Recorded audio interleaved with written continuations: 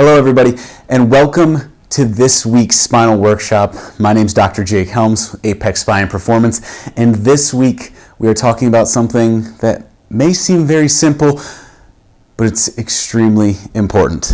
This week we're talking about water. And so before we get into all of the content for today, do us a huge favor. Go ahead, like the video, subscribe to the channel. Definitely helps us out, encourages us to keep going with these videos. So before we get into the greatness of water, start with a quote from Leonardo da Vinci. Water is the driving force of all nature. It is everywhere around us. Every place that is living on our world is composed of this simple substance. The substance that is inherent to life. 70% of the world around us and the earth is covered with water. And to me, there's no coincidence that pretty much a lot of our organs reside around that same percentile. In fact, when you look at your heart and your brain, you're looking at about 73% water. There's kind of two very important organs there. We also look at, things like our lungs, which is a little bit higher than that. You're looking at about 80% of our lungs are composed of water from the air we breathe, the air all around us, and the oxygen, atmosphere, all come into our lungs, help kind of ease things up, make things easier for us to breathe, actually, is one of the components of water. But here's the biggest problem with that, and the point of our discussion today, is 75% of everybody, 3 out of 4 in a room, are considered to be chronically dehydrated, as in they don't have enough water in their body. And now I'm not talking just about, hey, I missed my water for the day. It was hot out, I sweat a lot, and so I just didn't get what I needed for the day. Chronically dehydrated, which is a significant weeks, months, years where your body's not getting the adequate water that it needs. And why is this important? So we specifically think about, let's stick with the brain here. So we talked about that 73% of our brain is composed of water. So studies have found when you evaluate the brain function versus someone who's hydrated and someone who's dehydrated, when your brain has a full reserve of water, people were found to be able to think faster, think more clearly, and experience greater clarity than those who were dehydrated. I don't know about you, but life gets pretty hectic, stressful, and that brain power is something that is very important that I find to be very useful on a day-to-day basis. So simply just drinking more water, it's going to make you a little bit smarter, a little sharper. And it's something that is so easy. The biggest problem when we come into water is usually our own bodies vary with how much water we are composed of. We're made of water. We're mostly water when you actually break down the numbers. So people usually vary between 75 and 55% water, depending on a lot of different factors. But one of the biggest factors is age. Typically, we are the most hydrated in our entire lifespans when we're born. That's where we push up towards that 75 percentile in terms of what composes us of being water. Then as we age, we increase in size, but we don't increase and keep up typically with that water consumption that we need. And that is where things drop down closer to that 55 to 57 percentile as we age. But why is this such a big deal, right? Like, okay, we're made of water. I get it. Those are important things, but like, what's the big deal about why water matters? Well, some of the big things is carry oxygen to our cells. So we can all agree oxygen's important, right? We need air. A deep breath. We're getting oxygen through our lungs. We're even getting water from the air we talked about earlier. But the oxygen goes to our cells to function all throughout the body, and they enter in through the lungs there. Oxygen is important. We're bringing nutrients to the rest of our body to give us life. But 83% of our blood is actually also composed of water. Sometimes you may have heard of plasma in the blood. That is the large portion of what our blood is made of, that consistency part there. So with that, why plasma is so important within our blood is it brings a lot of the healing nutrients to the rest of our body.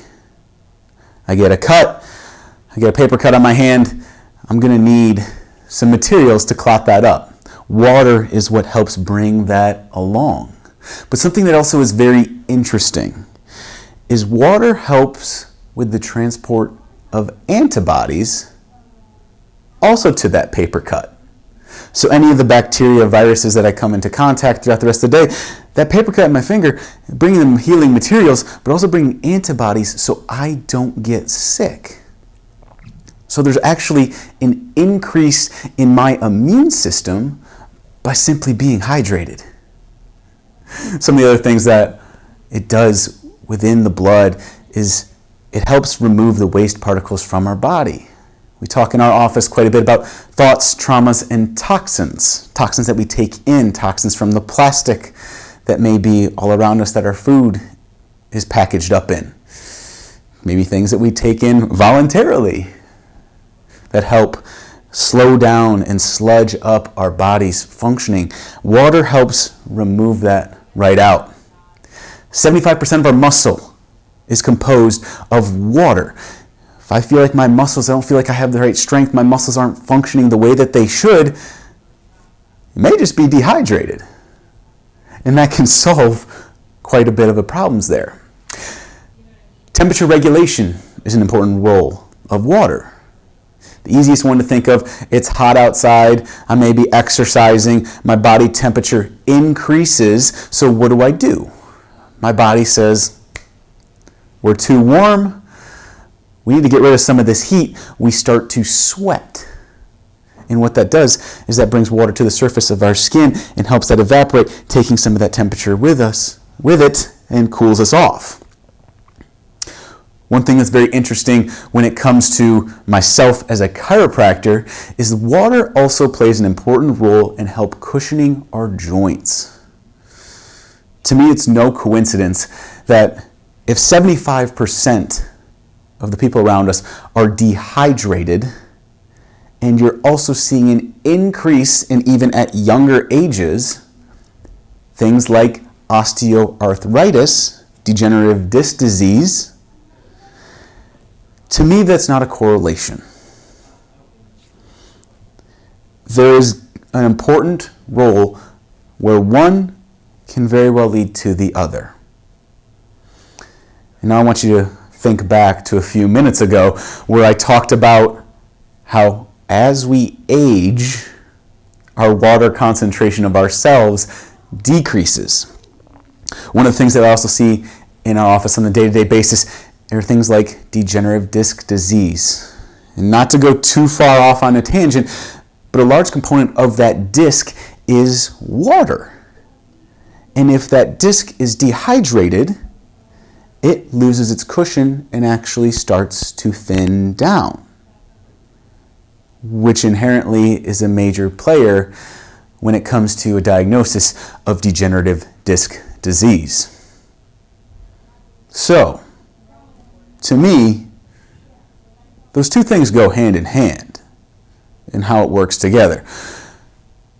Another thing that's very interesting about water is it was found based on a survey and then coherent study based off of that is the number one cause for daytime fatigue. You hit that wall, it hits 3 o'clock, you're losing the energy.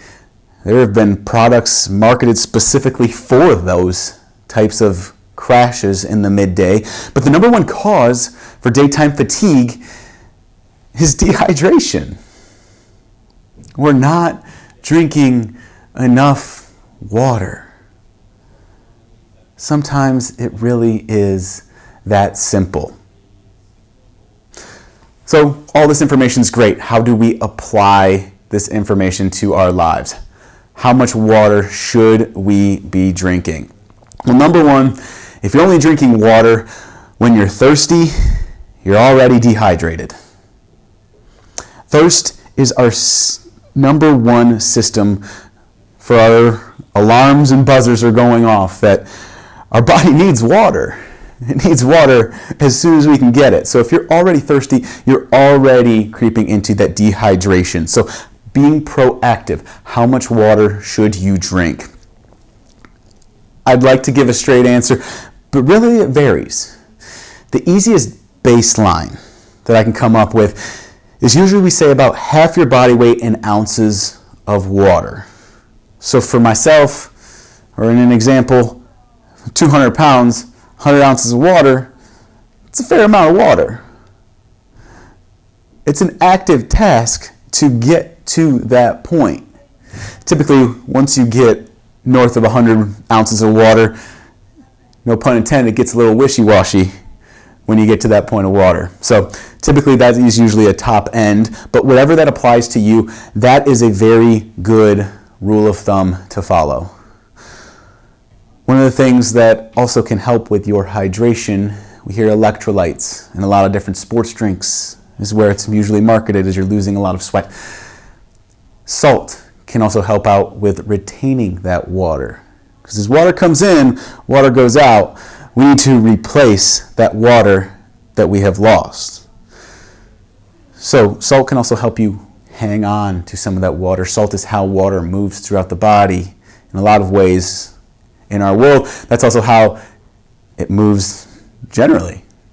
Water is a very constantly moving molecule in the world around us. So when do we need to drink water?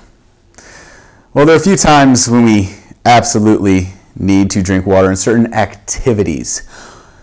One of the biggest activities is when to drink water is when you're flying. So an interesting thing, I talked a little bit about how water is in our atmosphere. It's all around us. When we breathe, we're actually taking in some water from the air in very minimal amounts. Breathing alone is not going to get you hydrated, but it does play at least a little bit of a contributing factor there.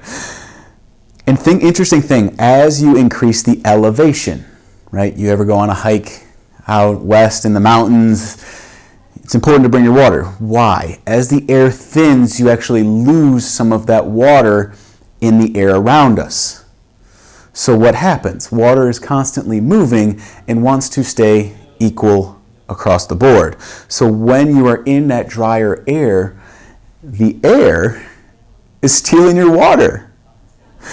So what it's doing is that water, when you have more of it in your body than the air around you, that water is actually going to be drawn from your body to try to moisten the air around us.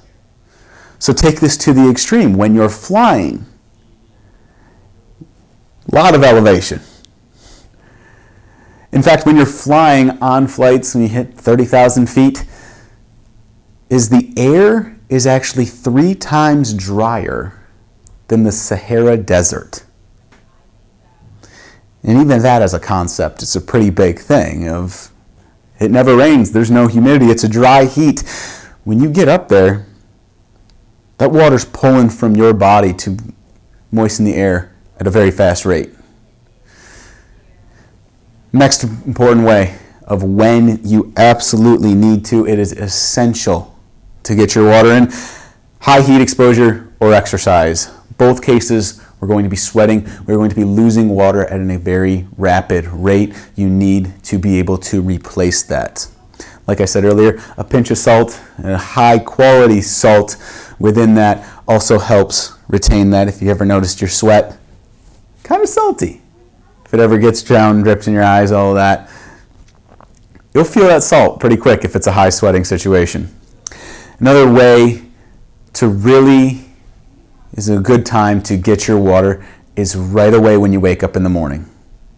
So that's one of the scenarios where you've been breathing, you've been building up those waste products, your metabolism is still going, energy's still being churned, you're gunking up the body a little bit, but we don't take anything in terms of flushing that out. A lot of people like to call that an internal bath when you wake up in the morning. A lot of people like to get up in the morning, jump right in the shower to get their day started, wake up a little bit. But actually water on the inside is arguably more important than water on the outside when you first wake up in the morning. So, to wrap everything up, I hope you've learned that we need our water. It's one of the first things that in our office we give you as homework if you are a patient. Hey, I understand that this is an important thing. Your health is going to improve if you simply just drink your water. So, I hope you learned something. I hope you have taken something from this educational video.